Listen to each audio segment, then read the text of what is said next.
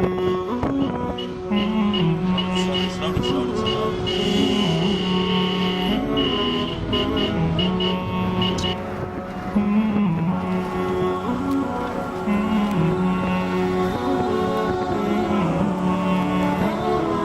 alaikum wa rahmatullahi wa barakatuh. Pour ce qui est de la situation dans les camps de réfugiés Rohingyas au Bangladesh, il y a une situation de dénuement total, manque d'alimentation, manque de soins médicaux, même si certaines ONG, le Bangladesh, contrairement à la Birmanie, n'interdit pas le passage des ONG afin d'aider donc nos frères et sœurs rohingyas. Simplement, la problématique est un petit peu différente. Il s'agit d'un pays qui est très pauvre, qui est plus pauvre que la Birmanie, qui a accepté de lui-même, le gouvernement a accepté, c'est un pays musulman, le Bangladesh a très grande majorité. Et ils ont accepté pendant des années des milliers de réfugiés rohingyas. Maintenant, ce qu'ils nous disent le problème, c'est que si vous les aidez eux, vous les aidez dans un pays qui est pauvre, et vous allez aider des réfugiés, vous allez inciter les autres à venir. Parce que la situation de nos frères et sœurs Rohingyas en Birmanie, elle est réellement catastrophique. C'est-à-dire qu'ils fuient des violences, ils fuient également. Ce qu'il faut savoir, c'est qu'une grande majorité d'entre eux sont aujourd'hui parqués dans des camps entourés par des militaires. On leur refuse l'accès à l'alimentation, on leur refuse l'accès aux soins et même à une hygiène, ce qui fait qu'il y a des maladies, il y a un taux de mortalité des enfants de moins de 5 ans qui est de 1 sur 5. Il faut savoir qu'un enfant sur 5 n'arrive pas à l'âge de 5 ans. Donc en dehors de ça, il y a des violences régulières à leur encontre, non seulement de ceux qui sont dans les camps, mais également des Rohingyas et même de l'ensemble des musulmans de Birmanie d'une manière générale. Des violences, des gens qui viennent avec des bâtons, la police est complice, on a vu des tirs, alors je ne veux pas m'avancer, je ne peux pas vous dire si c'est des tirs à balles réelles ou bien à balles, mais en tout cas nous avons vu des vidéos certifiées sur place, que nous avons fait nos recherches, avec des gens à la sortie des mosquées qui tirent sur des gens, des militaires ou des policiers qui tirent sur des gens qui sortent de la mosquée. Donc il faut comprendre que la problématique et pourquoi nous avons créé cette association dans le but de vraiment d'informer nos concitoyens musulmans principalement, mais pas uniquement, parce que tous ceux qui se sentent concernés par les droits de l'homme devraient déplorer une telle situation. Ce qu'il faut savoir, c'est que si vous faites un parallèle dans le même pays, il y a quelques années, Aung San Suu Kyi, qui est une leader de la démocratie, une députée aujourd'hui, mais qui était une passionnariat, considérée comme une égérie des droits de l'homme, elle était donc assignée à résidence, c'est-à-dire globalement qu'elle était en prison dans son domicile.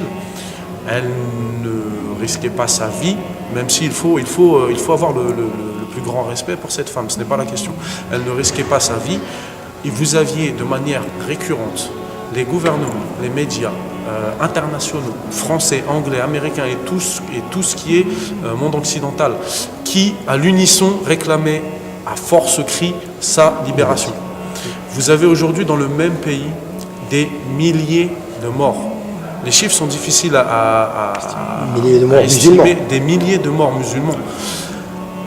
Et la communauté internationale est totalement indifférente, à commencer par nos gouvernements, nos gouvernants français, anglais, tous ces gouvernants qui criaient à l'unisson pour la libération de cette femme. Il y a un deux poids, deux mesures flagrant. Lorsque vous informez les médias français, vous avez très peu de médias traditionnels qui s'intéressent au problème.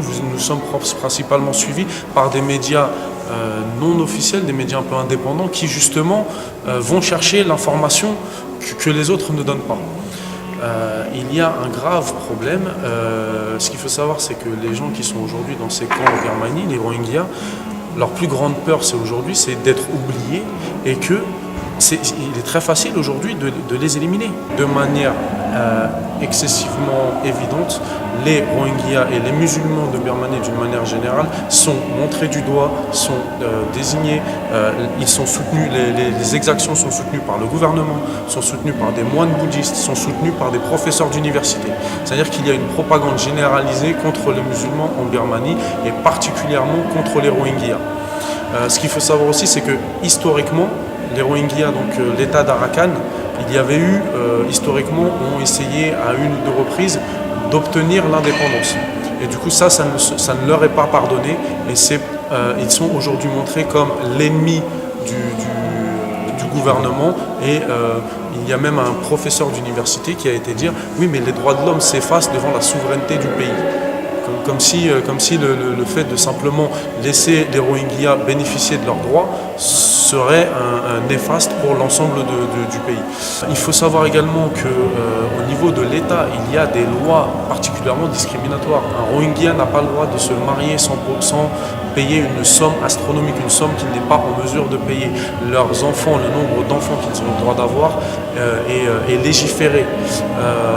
Il est interdit d'acheter dans un commerce Rohingya, pour le peu de commerçants Rohingya qui subsistent, il est interdit de leur acheter quoi que ce soit. Il leur interdit donc de leur acheter des produits, de leur acheter un terrain, de leur acheter une maison. Vous voyez, ils sont totalement mis au banc de la société. Là, nous entrons dans le camp.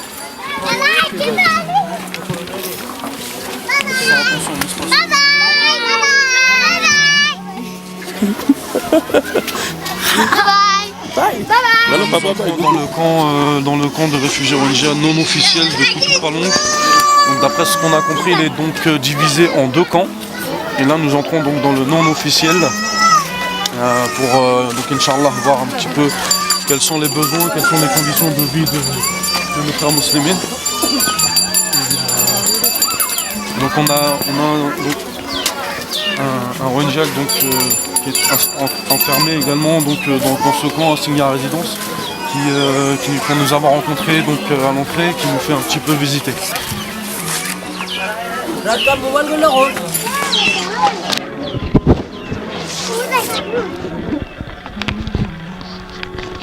Ce que vous voyez juste en face, ce sont les côtes de la Birmanie.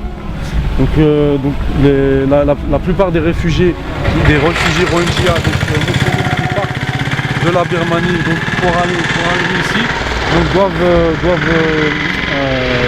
traverser donc, ce bord de mer là. Donc, quand c'est fait avec ce genre de petit bateau indien que vous voyez ici, c'est une traversée qui prend environ entre 1h30 et 2h. Et donc qui traversent ici pour donc venir se réfugier dans les camps qui sont situés au début de ces montagnes et de part et d'autre de cette rue qui longe la côte. Qui longe donc la côte du Bangladesh, la côte sud du Bangladesh.